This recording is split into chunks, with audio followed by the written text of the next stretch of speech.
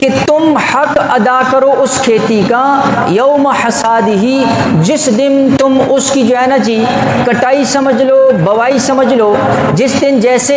گندم کو کاٹ کر پھر اس گندم سے دانے کو الگ کرتے ہیں، بھوسے کو الگ کرتے ہیں، اس کو حصاد کہتے ہیں۔ اللہ فرماتے ہیں جس دن تم نے دانے کو الگ کیا اور اس کے بھوسے کو الگ کیا، اسی دن اس پیداوار کا حق ادا کرو، اس سے دیر نہیں، حتیٰ کہ اس کو گھر بھی، بلکہ افضل تو یہی ہے وہیں پر جو ہے نا جی اس کو غرباء اور مساکین جس پر زکوٰۃ لگتی ہے اس پر عشر لگتا ہے، فرمایا اسی دن اس کو جو ہے نا جی ان مستحقین کے ہاں تقسیم کر دو۔ تو عرض یہ کرنا ہے کہ عشر کے حوالے سے، عشر ویسے جو ہے نا جی عربی میں عشرہ، آپ نے سنا ہوگا، عشرہ کا مطلب ہوتا ہے 10واں حصہ۔ تو پیداوار کے اندر دو طرح کی پیداوار ہوتی ہے۔ حدیث کے اندر صحیح بخاری کے اندر اللہ کے نبی علیہ الصلوۃ والسلام نے دونوں کو جو ہے نا جی ذکر کیا ہے کہ ایک تو وہ پیداوار ہے فیما سقطت السماء والعیون، یہ حدیث آپ کے سامنے عرض کر رہا ہوں، اللہ کے نبی علیہ السلام نے فرمایا کہ فیما سقطت السماء والعیون وکان عصریا العشر، وہ زمین جس کو آسمان کا پانی سیراب کرتا ہے یا جو ہے نا جی کوئی ایسا چشمہ سیراب کرتا ہے جس پر اس کی مشقت نہیں ہے یا جس پر اس کا کوئی مالی خرچہ تعاون نہیں آتا ہے، فرمایا کہ اس کے اندر عشر ہے پیداوار کا 10واں حصہ، 10%۔ جتنی پیداوار ہوئی ہے اس ساری پیداوار کا 10واں حصہ اس غلے کے اندر، اس اناج کے اندر، اس پیداوار کے اندر کہ جس کو یا تو جو ہے نا جی بارش کا پانی سیراب کرتا ہو یا کسی چشمے کا پانی سیراب کرتا ہو۔ اور اللہ کے نبی علیہ السلام نے فرمایا وما سقی بالنضح نصف العشر، کہ وہ زمین جس کو کنویں سے کھینچ کر پانی نکالا گیا ہے، اور اس وقت اس کی مثال ٹیوب ویل کی ہے، ٹیوب ویل لگایا اور اس سے جو ہے نا جی پانی نکال کر زمین کو سیراب کیا، تو ایسی زمینوں کے اوپر فرمایا نصف عشر ہے، یعنی کل پیداوار کا 20واں حصہ، کل پیداوار کا 20واں حصہ۔ اور ایک بات جو عام ہے جو کسانوں کے اندر غلط فہمی پائی جاتی ہے، وہ یہ کہتے ہیں کہ جی زمین پر، کھیتی پر تو آج کل اخراجات بہت زیادہ ہوتے ہیں، کھاد بڑی مہنگی ہے جی، ٹریکٹر ہل بڑا مہنگا ہے جی، تھریشر والے کو پیسے دینے پڑتے ہیں، کٹائی والے کو پیسے دینے پڑتے ہیں، یہ ساری چیزیں کہتے ہیں جی پہلے یہ اخراجات نکالو، جو پیچھے بچے گا اس میں سے عشر ادا کریں گے۔ نہیں بھائی، اخراجات بعد میں نکالنے ہیں، کل پیداوار میں سے 10واں یا 20واں دینا ہے، اخراجات کا اس کے اندر کوئی تعلق نہیں ہے۔ شریعت کا جو حکم ہے وہ اٹل ہے، اور شریعت نے پہلے ہی آسانی رکھ دی ہے کہ جو زمین ایسے پانی سے سیراب ہوتی ہے جو پانی اس نے پیسوں کا خریدا ہوا ہے، ٹیوب ویل وہ پیسوں کا ہی پانی ہوتا ہے، یا ایسی نہر ہے جس کو پیسے دینے پڑتے ہیں، تو پہلے شریعت نے کہہ دیا کہ اس کا تم نے نصف یعنی 20واں حصہ دینا ہے۔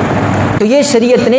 پہلے ہی آسانی رکھ دی ہے، اس لیے کوئی بندہ یہ کہے کہ جی پہلے اخراجات کو نکالوں گا اور اس کے بعد جو ہے نا جو عشر ادا کروں گا، یہ درست نہیں ہوگا۔ اس لیے جو ہے نا جی عشر کے اندر میں نے آپ کو عرض کیا کہ ہر وہ پیداوار جس کو آمدنی کے لیے یا اپنے فائدے کے لیے اگایا گیا، اس سے وہ پیداوار نکل گئی کہ جو زمین میں خود بخود اگاتی ہے، یا وہ درخت جو خود بخود اگائے، اس کو کسی نے لگایا نہ ہو،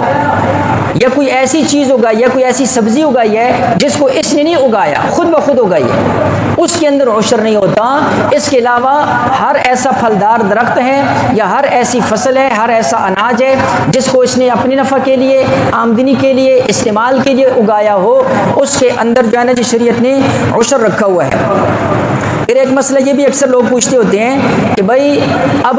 بعض زمینیں ایسی ہوتی ہیں، کبھی ان کو بارش کا پانی بھی لگتا ہے اور ساتھ ان کو ٹیوب ویل کا بھی پانی لگتا ہے، تو علماء نے لکھا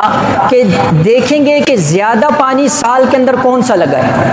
اگر اس کو زیادہ ٹیوب ویل والے پانی نے سیراب کیا ہے تو پھر تو اس کے اندر نصف عشر یعنی 20واں حصہ ہوگا، اور اگر اس کو زیادہ جو ہے نا جی بارش کے پانی نے سیراب کیا ہے سال کے اکثر حصے میں، تو پھر اس کے اندر نصف عشر، اس کے اندر عشر یعنی 10واں حصہ ہوگا۔ تو یہ بھی جو ہے نا جی ذہن کے اندر رکھ لیجیے۔ اور اسی طرح جو ہے نا جی علماء نے اس کے اندر یہ بھی جو ہے نا ایک مسئلہ لکھا ہوا ہے کہ کون سی ایسی پیداوار ہے جس کے اندر عشر نہیں ہے. ایک تو میں نے آپ کو عرض کر دیا خضرو گھاس ہے, خضرو سبزی, خضرو جو ہے نا جی کوئی پھل کی درخت پیدا ہو گیا ہے, اس کے اندر نہیں ہے. اسی طرح اگر کسی نے گھر کے صحن میں علماء نے لکھا کوئی پھلدار درخت لگا دیا, کوئی سبزی کاشت کر دی, تو ایسے درخت پر یا ایسی سبزی کے اوپر بھی عشر نہیں ہوگا. کن لوگوں پر عشر واجب ہے؟ علماء نے اصولی بات یہ لکھ دی ہے کہ جن لوگوں کے گھروں میں زمین کی پیداوار آتی ہے, جیسے کوئی لوگ اپنی زمین کو دے دیتے ہیں آگے آدھے پر. اب وہ ایک زمیندار ہوتا ہے, مزارع اس کو کہتے ہیں, جو زمین کاشت کر رہا ہوتا ہے, جو اس کے اندر ہل چلا رہا ہوتا ہے. اب آدھی فصل وہ لے کر جاتا ہے, آدھی مالک لے کر آتا ہے. تو جو مزارع ہے, زمیندار ہے, کاشت کرنے والا ہے, چاہے وہ اس کے اندر مزدور ہے, جتنی فصل اپنے گھر لے کر جائے گا وہ اپنا عشر الگ ادا کرے گا. مالک جتنی پیداوار اپنے گھر میں لے کر آئے گا یہ اپنا عشر الگ ادا کرے گا. دونوں کے اوپر الگ الگ عشر ہے. اس لیے بعض زمینیں لوگ کرائے پر دے دیتے ہیں, اس کا سال میں کرایہ وصول کرتے ہیں, اور اس پر کھیتی باڑی فصل کوئی اور کاشت کرتا ہے. تو یہی اصول وہاں پر بھی ہے کہ جو بندہ کرایہ لے رہا ہے اس پر اس کے پیسوں کی زکوٰۃ ہے, چونکہ زمین کی پیداوار اس کے گھر میں نہیں آ رہی ہے. زمین کی پیداوار اس بندے کے گھر میں جا رہی ہے جس نے کرائے پر زمین لی ہوئی ہے, اس لیے عشر بھی اس بندے کے اوپر ہوگا. اور جو بندہ کرایہ وصول کر رہا ہے یہ اپنے پیسوں کی زکوٰۃ ادا کرے گا اگر وہ نصاب تک پہنچ جائے.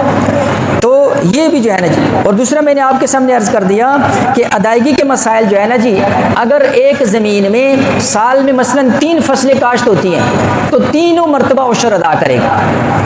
زکوٰۃ کے اندر تو سال میں ایک دفعہ ہوتی ہے اپنے مال کی زکوٰۃ, لیکن چونکہ میں نے شروع میں عرض کر دیا کہ ہر زمین کی پیداوار پر عشر ہے. اگر سال میں 2 فصلیں ہیں تو 2 مرتبہ عشر دے گا, اگر سال میں 3 فصلیں ہیں تو 3 دفعہ عشر دے گا.